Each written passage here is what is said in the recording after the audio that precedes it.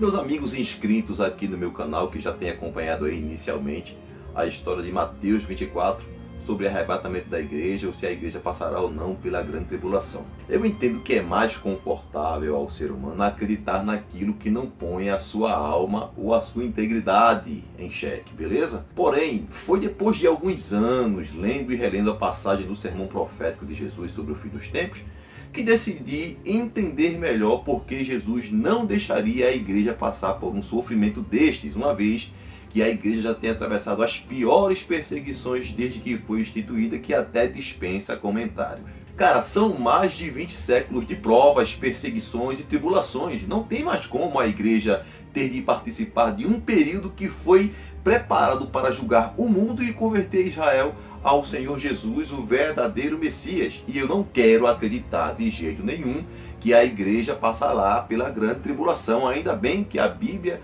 nos alivia quanto a isso. E não é simplesmente por não acreditar, e sim porque Jesus deixa isso claro. Quando você vai lá em Mateus 24 e vê um povo sofrendo, aí certamente vai pensar que se trata da igreja, quando a Bíblia não está falando da igreja nessa passagem. Lembre-se que a igreja foi um parêntese aberto por Deus no meio da história de outro povo, no caso, os judeus. A história tratada no capítulo 24 de Mateus é a de Israel. Eles vieram primeiro e a salvação do Senhor veio exclusivamente para eles. E é por amor a Abraão que Deus vai usar esse último recurso conhecido como angústia de Jacó ou grande tribulação para atrair Israel a si e finalmente saírem do engano do judaísmo. Isso aqui não é achismo meu, viu? Nosso ponto de vista sempre fica em segundo plano quando a Bíblia se pronuncia. Por isso é que vamos entrar detalhadamente nesse capítulo para entendermos em que momento Jesus fala da igreja e em que momento fala de Jerusalém e Israel, beleza? E aí, você está pronto? Promete que vai ficar aqui comigo, que vai me acompanhar? Então vem!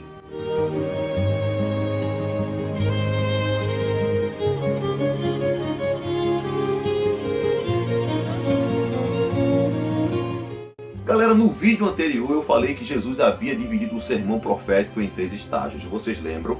A queda do templo, os sinais da vinda de Jesus e do fim do mundo. E Jesus, dentro desse capítulo, trata todas as 3 questões detalhadamente. Todo judeu conhecia a história da destruição do primeiro templo. Era algo que era contado e recontado de geração a geração. A Babilônia vai e toma cativa a nação israelense e na saída de Jerusalém queima as portas a fogo, profana e destrói aquele símbolo de orgulho para todo judeu que era o templo.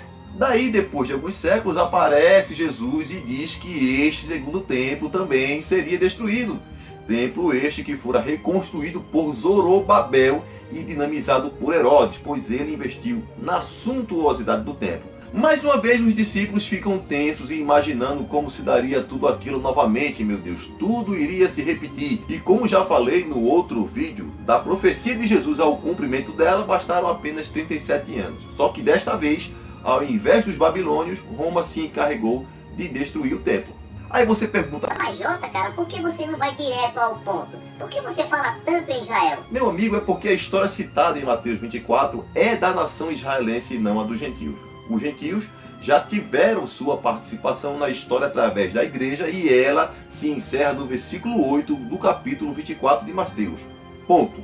Na leitura do último vídeo terminamos o versículo 8, onde Jesus conclui dizendo: mas todas essas coisas são o princípio de dores. Estas dores eu já lhes mostrei no livro de Oséias capítulo 13, que Deus trata as dores de Israel como as de uma mulher que está para dar à luz a um filho. Ou seja, Jesus e Oséias falam sobre a mesma coisa.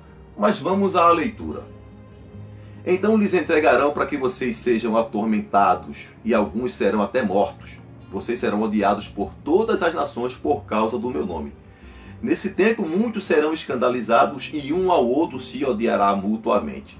Surgirão ainda muitos falsos profetas, os quais enganarão a muitos, e por se multiplicar a iniquidade, o amor de muitos esfriará. Mas aquele que perseverar até o fim será salvo.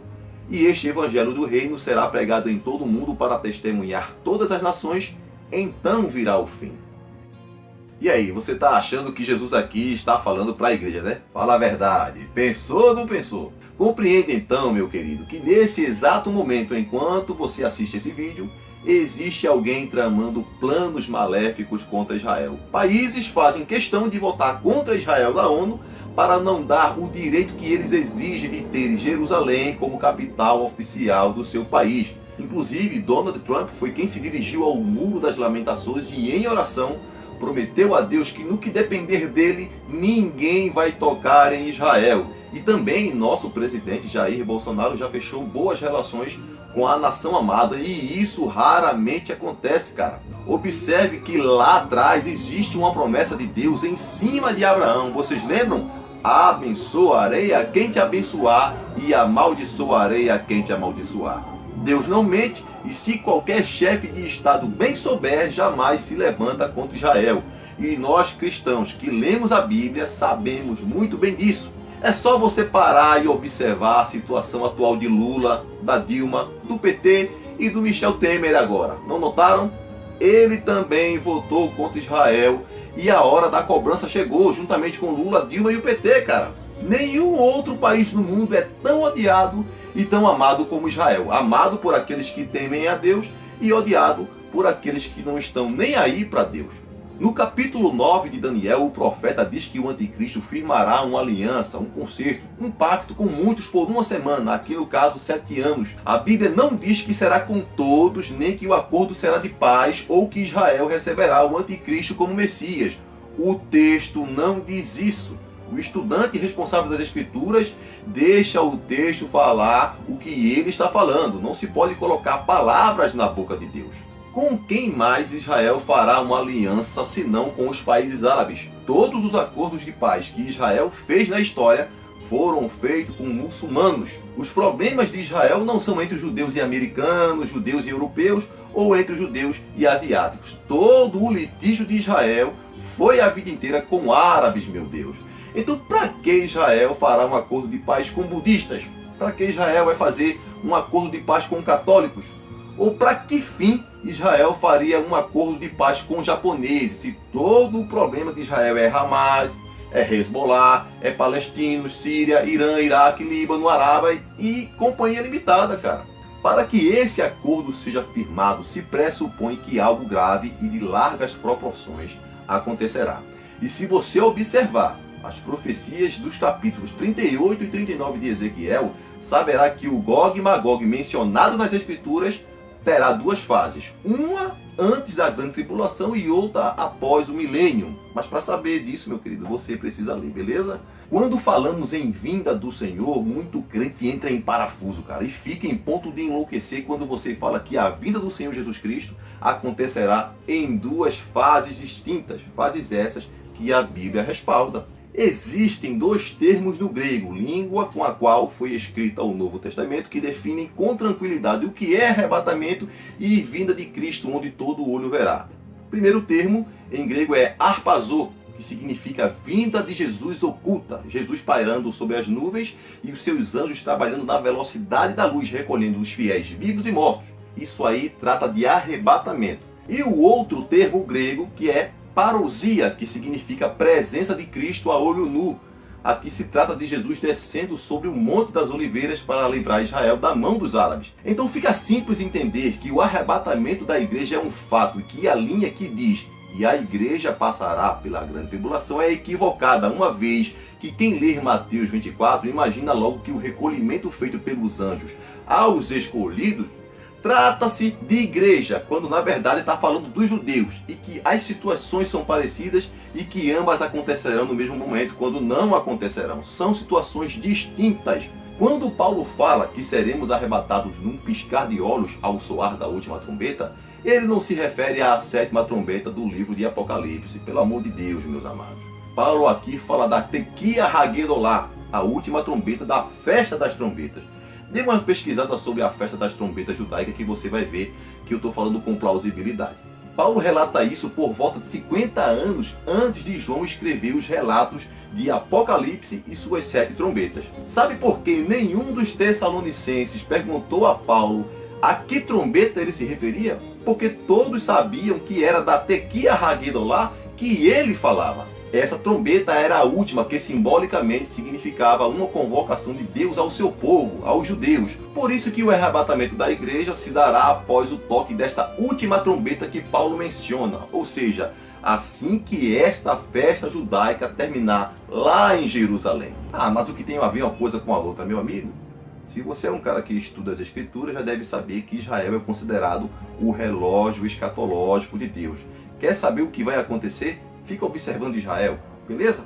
Então não adianta as igrejas orarem, espernearem ou se desesperarem como se houvesse possibilidade de escapar da grande tribulação através da oração, como se Deus fosse mudar de ideia. A única maneira de se escapar desse período é aceitando Jesus e sendo arrebatado quando ele voltar. Agora, se existe aí alguns que querem cavar a terra, morar no subterrâneo, estocar comida para atravessar a grande tribulação, é sinal que a ideia do arrebatamento bíblico não lhe entrou na mente. Aí, meu amigo, não vai ser eu que vai lhe convencer a mudar seu conceito, não é verdade? Mas voltando ao versículo 9, a gente observa que nesse versículo se inicia os 3 anos e meio iniciais de acordo entre Israel e os árabes, mas não significa dizer que serão os melhores anos de paz jamais vistos na história. Isso é mentira, cara. Note que Jesus fala que os judeus serão perseguidos e odiados de todo o mundo por causa do seu nome. Tanto faz se Yeshua ou se Yahvé. Ambos são Deus. Sabe por que muita gente usa a parte por se multiplicar a iniquidade, o amor de muitos esfriará, como se fosse para os dias de hoje? Porque elas não sabem que a dispensação da igreja acaba no versículo 8 de Mateus 24, meu amado. Outras pessoas também usam aquele que perseverar até o fim será salvo, como se fosse para os nossos dias. Mas aqui o texto fala que aquele que perseverar até o fim da grande tribulação é que será salvo. Isso aqui fala de Israel e dos crentes que ficaram no arrebatamento. E este evangelho do reino será pregado no mundo inteiro, então virá o fim. Não é o fim da vida, é o fim da grande tribulação. E detalhe, este evangelho do reino que Jesus fala aqui, não é o evangelho da graça, o qual Cristo delegou a Paulo, que ainda hoje é pregado pelas igrejas. Jesus pregou o evangelho do reino em sua vida terrena, que é o evangelho dos judeus, e Paulo o evangelho da graça, que é o dos gentios. Já o evangelho eterno de Apocalipse, capítulo 14, versículo 6, é a base dos dois evangelhos, tanto do reino quanto da graça. Por isso, os dois vêm da mesma fonte. O evangelho eterno é aquele que vem direto do coração de Deus. E ao revelar essa mensagem para a humanidade, ele decidiu usar duas óticas diferentes. Uma ótica para os filhos do reino, que são os judeus, e uma ótica para os gentios, que não pertencem ao reino. Por isso, existem o evangelho eterno, o evangelho do reino e o evangelho da graça. Ficou entendido aí, meu querido? Então eis aí outro motivo para acreditarmos que a igreja não estará aqui quando a grande tribulação chegar, porque o evangelho que será pregado durante esse período não é o da graça, que é o evangelho que a igreja prega, é o evangelho do reino, conforme diz o texto, que é o evangelho que os judeus pregarão. Quem vai pregar o evangelho do reino serão os judeus convertidos durante o processo de início da grande tribulação, Moisés e Elias, conforme Apocalipse capítulo 11. E os crentes não arrebatados também vão pregar o evangelho. Quando Jesus diz que aquele que perseverar até o fim será salvo, ele afirma que haverá salvação durante a grande tribulação. Mas isso aqui não se refere aos nossos dias, e sim para o futuro. Você acha mesmo que a iniquidade se multiplicou bastante, meu querido? Pois é, isso é porque você não estará aqui quando esse período chegar para poder constatar. Pois demônios serão soltos para esse fim durante 3 anos e meio. Tá pensando que é brincadeira, meu amigo? O negócio vai piorar, irmão. Então, para concluir, note que do versículo 1 ao 8 de Mateus 24, Jesus mostra a trajetória dos acontecimentos sobre Israel, mas que a igreja acompanharia isso ao longo da história. Porém, a dispensação da graça se encerra no versículo 8. Portanto, a igreja vai até o versículo 8 da leitura. A partir do versículo 9 ao 14, a gente vê o início dos 3 primeiros anos e meio de acordo entre Israel e o anticristo. Agora veja só que interessante, Jesus fala de quase 2000 anos em 8 versículos a partir do ano 70, que foi quando o templo de Jerusalém fora destruído. Em 6 versículos ele trata de 3 anos e meio de paz, que serão tribulosos, mas não serão tão tribulosos como os últimos 3 anos e meio. E em 36 versículos, Jesus trata os piores anos da história da humanidade. Veja como a coisa é séria, cara. Jesus dedicou mais tempo falando do que é ruim do que aquilo que é bom, pois a intenção do mestre com isso é livrar o ser humano de uma situação que pode ser irreversível. E ainda tem mais, viu? Só que num próximo vídeo, meu amigo, porque ninguém tá aguentando mais o calor aqui, beleza? Então, a segunda parte da grande tribulação a gente trata em um próximo vídeo, né? Que será quando Al-Mahdi, o anticristo, mostrará o seu lado maligno de forma revelada. Mas por hoje é só. Inscreva-se no canal, deixe seu like, comente e compartilhe. Não se esqueça de ativar o sininho com as notificações para receber vídeo semanalmente. No próximo vídeo a gente termina essa série, assim espero. Beleza, galera? Deus abençoe a todos, um forte abraço e até o próximo vídeo.